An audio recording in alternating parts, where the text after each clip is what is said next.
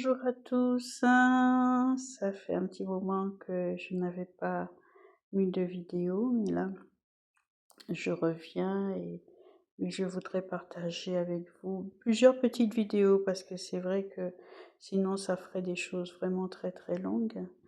Voilà, donc aujourd'hui, je voudrais vous parler avec les plusieurs vidéos qui vont suivre de, de ce que j'ai reçu un petit peu lorsque j'ai été poussée à relire, mais vraiment de manière précise, les paroles du Seigneur, seulement les paroles du Seigneur, parce que ma réflexion était la suivante. Notre but ultime, c'est de ressembler à Jésus. Mais je me suis posé à moi-même la question, mais est-ce que tu as bien compris tout ce qu'il a dit? Est-ce que tu as bien médité sur tout ce qu'il a dit? Est-ce que comment tu feras pour rééquilibrer les choses dans ta vie si tu ne connais pas, si tu ne sais pas exactement ce qu'il a dit, si tu n'as pas médité sur cela et que tu le compares à ce que tu dois changer dans ta vie.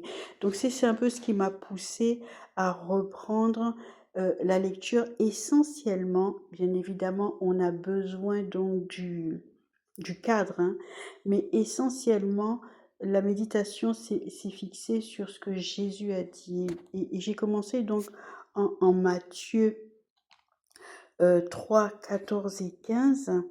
Le contexte, c'est celui lorsque Jésus arrive vers Jean-Baptiste et souhaite être baptisé, et bien évidemment, Jean-Baptiste sait qui il est et refuse parce que pour lui, c'est plutôt le contraire. Mais Jésus insiste en disant que c'est juste que cela soit fait. C'est tout à fait normal. Et je me disais, je comprenais pas. Enfin, je comprenais pas. Je me disais, mais c'est pourquoi il a autant insisté?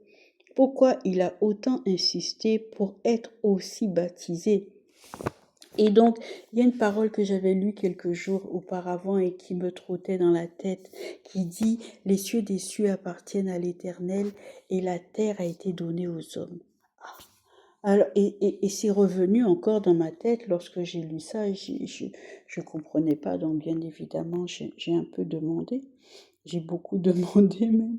Et donc, l'explication qui m'a été donnée, c'est que la parole, elle est claire. Les cieux des cieux appartiennent à l'Éternel. La juridiction de l'Éternel, ce sont les cieux des cieux. Et la juridiction de l'homme, c'est la terre. La terre a été donnée à l'homme et Dieu règne dans les cieux.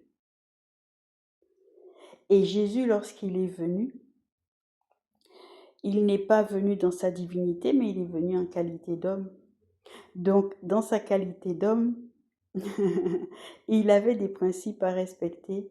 Il avait il avait, comment on va dire, oui, il avait des principes à respecter pour pouvoir euh, intervenir. Parce que lorsque Jésus est arrivé en sa qualité d'homme, c'est aussi Dieu aussi qui est venu sur la juridiction de l'homme. Donc Jésus, il avait à passer les phases de l'homme avant de pouvoir manifester quelconque autorité dans la juridiction qui était devenue aussi la sienne. Et il a permis par la même occasion que Dieu puisse venir intervenir dans la juridiction des hommes.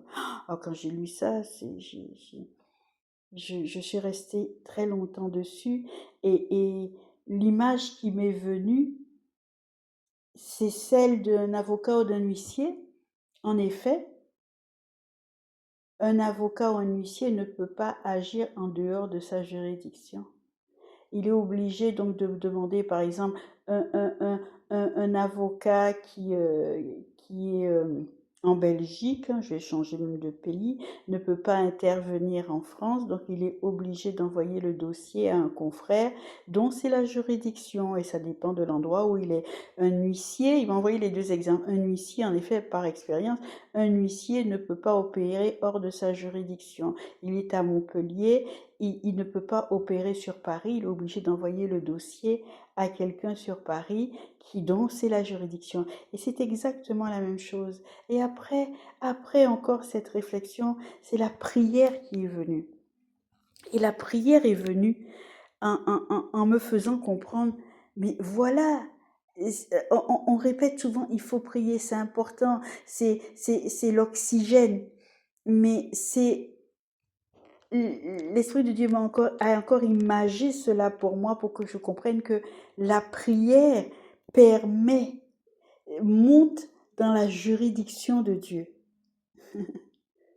Elle monte dans la juridiction de Dieu pour permettre à Dieu d'intervenir dans nos affaires, mais dans sa juridiction. Parce que les cieux des cieux, deuxième ciel et troisième ciel, juridiction de Dieu. Et on nous a souvent expliqué que les choses se font d'abord dans le spirituel avant de venir dans le naturel.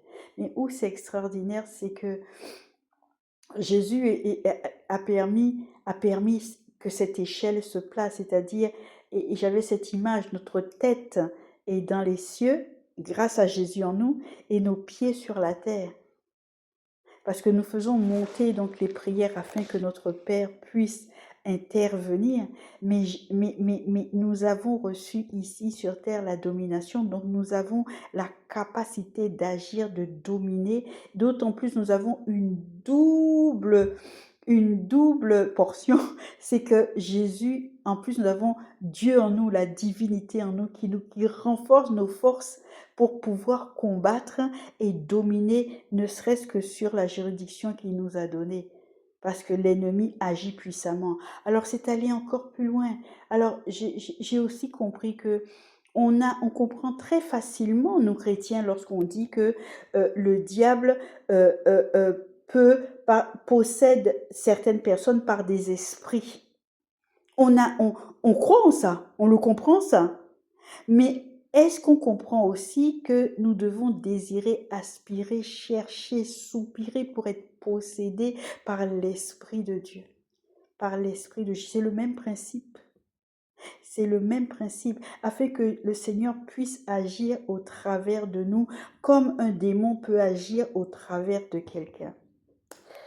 Je vais m'arrêter là pour aujourd'hui. Et je continuerai toujours sur le même thème parce que mes lectures sont loin d'être terminées et que je partagerai au fur et à mesure avec vous. Je vous dis à très bientôt et n'oubliez pas, Jésus vous aime. Au revoir, c'était Corinne.